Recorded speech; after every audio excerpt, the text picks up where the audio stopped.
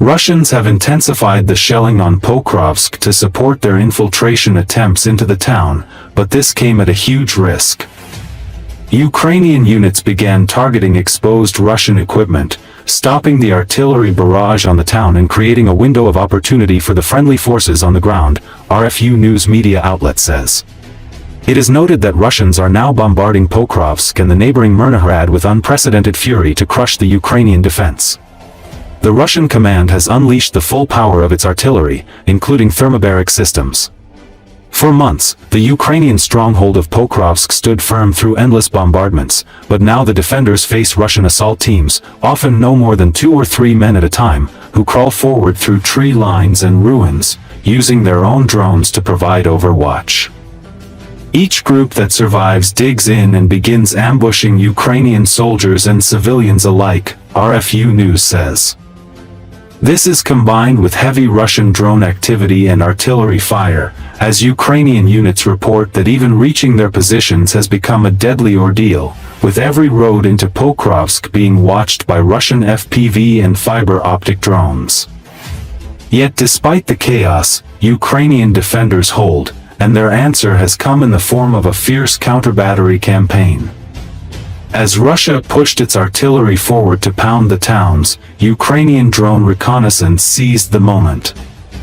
When thermobaric launchers fire, they must do so within a short range of 3 to 6 kilometers for the TOS-1 and around 15 kilometers for the TOS-2, exposing themselves to detection. Ukrainian operators spotted one such system near the southern edge of Pokrovsk.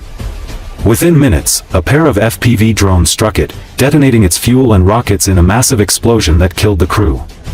Another strike, captured on video, showed a Ukrainian FPV drone diving into a BM-27 Urigan multiple rocket launcher, destroying it on the road, RFU News reports.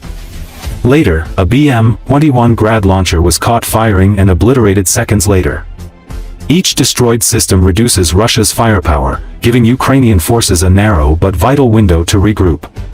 Ukrainian artillery units joined the hunt, destroying an ancient ML-20 howitzer, a relic from before the Second World War, that Russian troops had dragged out of storage to compensate for mounting gun losses.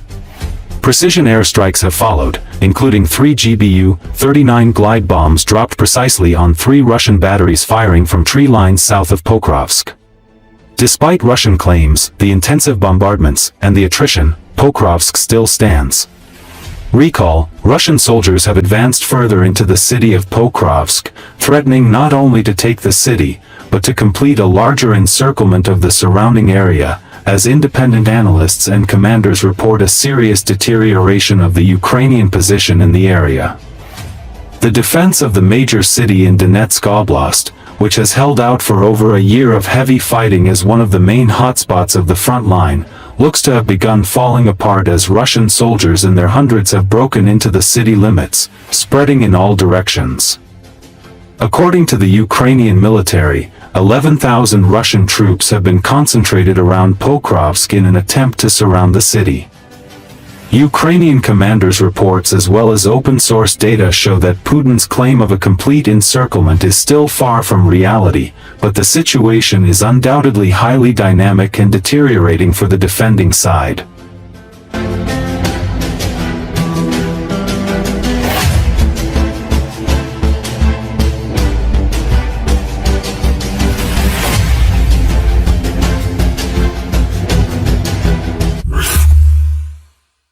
Fines, arrests, and prison sentences. They are being used in annexed Crimea for discussions about the Kerch Bridge, which became a military target during Russia's full-scale invasion of Ukraine.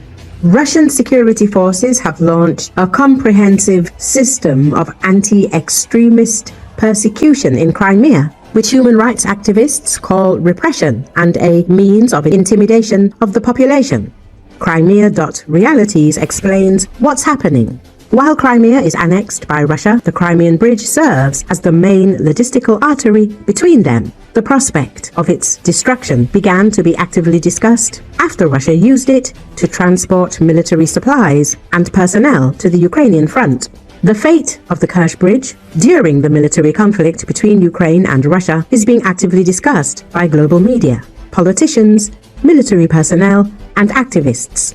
It's also being discussed in Crimea, but the topic is unwelcome for local Russian authorities there, as it could lead to criminal prosecution. Opinions that the Kerch Bridge should be destroyed have become so widespread on the peninsula that they have attracted the attention of Russian security forces. Crimea has been engulfed in a wave of persecution for statements about this bridge. As a rule, Russian security forces invoke Section 2 of Article 205.2 of the Russian Criminal Code, public calls to commit terrorist activity via the internet, for such public statements about the Kerch Bridge. This article carries a penalty of up to 5 years in prison. Russian security forces regularly detain Crimeans on such charges. Similar cases are recorded in various regions of the peninsula.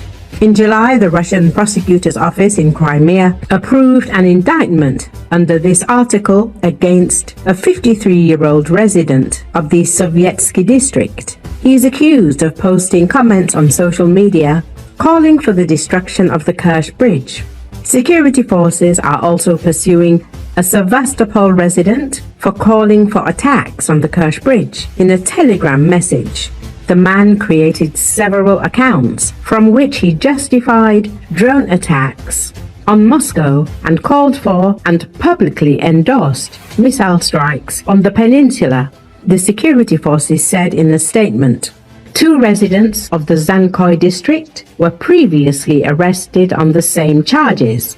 Law enforcement officers visited one of them in July and the other in September. The latter allegedly administered a Telegram channel with materials justifying the bombing of the Kerch Bridge. Criminal cases have been opened against both. This is how the occupiers punish even for words. The Ukrainian Center for National Resistance emphasizes. In September, FSB officers detained a 22-year-old resident of Sevastopol on suspicion of inciting terrorist activity and justifying terrorism.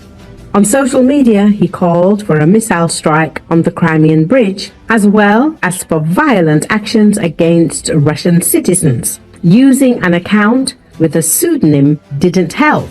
The FSB's Crimean headquarters stated. The Crimean Tatar Resource Center called the detention illegal and strongly condemned it.